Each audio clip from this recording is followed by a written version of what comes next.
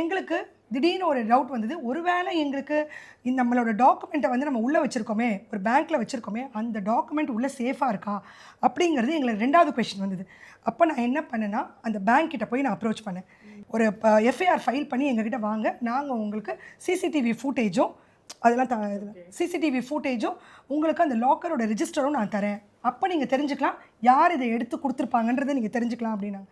நாங்கள் என்ன பண்ணோம், அந்த நியர்பை பேங்க் பக்கத்தில் இருக்கிற ஒரு போலீஸ் ஸ்டேஷனில் போய் ஃபஸ்ட்டு நாங்கள் கம்ப்ளைண்ட் கொடுத்தோம்.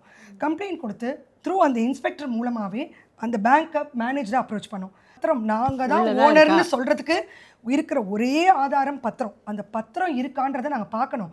எங்களுக்கு இந்த மாதிரி ப்ராப்ளம் இருக்குது அப்படின்னா அவங்க வந்து லீகலாக போங்கன்னு சொல்லும்போது நாங்கள் இன்ஸ்பெக்டர் கூட்டிகிட்டு போய் அவங்கக்கிட்ட உட்காந்து அந்த பத்திரத்தை என்னென்னு செக் பண்ணி அந்த ஃபுட்டேஜ் எடுக்கும்போது அண்ட் அந்த ரிஜிஸ்டர் எடுக்கும் போது தான் தெரிஞ்சுது எங்கள் பில்டர் சில ஓனர்ஸை கைக்குள்ளே போட்டுக்கிட்டு அவங்களுக்கு நிறைய பணத்தை கொடுத்து எங்கள் எல்லாரோட வாழ்வாதாரத்தையும் அடமானம் வச்சுருக்காங்கன்றது அன்றைக்கி தான் தெரிஞ்சது. முன்னாடி லேண்டுன்னு நினச்சோம், ஆனால் அங்கே அடமானம் ஏற்பட்டது லேண்டு கிடையாது, எங்கள் வாழ்வாதாரம்.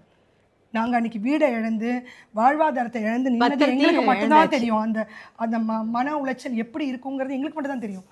அதுக்கப்புறம் நாங்கள் போய் எப்படி நீங்கள் இந்த சேல் டீடை எடுக்கலாம், அது எங்களுக்கு தெரியாமல் எப்படி எடுக்கலாம் அப்படின்னும் போது இல்லை உங்கள் ஓனர்ஸ் தான் எங்களுக்கு ஹெல்ப் பண்ணாங்கன்னு சொல்லி அதை எடுத்துட்டாங்க. எடுத்தவங்க என்ன பண்ணிட்டாங்க அப்படின்னா, அந்த அடமானத்தை ஏற்படுத்தினோன்னே அவங்களுக்கு நம்ம 66 ஓனர்ஸோட சேல் டீடையும் நம்ம வச்சுருந்தோன்னா நமக்கு நாளைக்கு என்றைக்கு பிரச்சனை வரும், இவங்க வந்து ஏதாவது ஒரு கேஸ் போட்டாங்கன்னா நம்ம கம்பெனி மாட்டிக்கும் அப்படின்றதுனால அவங்க என்ன பண்ணிட்டாங்க, இதை வந்து நாங்கள் ஜேவிக்கு வாங்கினோம், இந்த ஜேவி வந்து எங்களால் பண்ண முடியல, இந்த ஓனர்ஸ்கிட்டே இந்த பத்திரத்தை நீங்கள் திருப்பி கொடுத்துருங்கன்னு சொல்லி கொண்டு போய் பில்டர்ஸை கோர்ட்டில் வச்சுட்டாங்க, ஹைகோர்ட்டில் கொடுத்துட்டாங்க.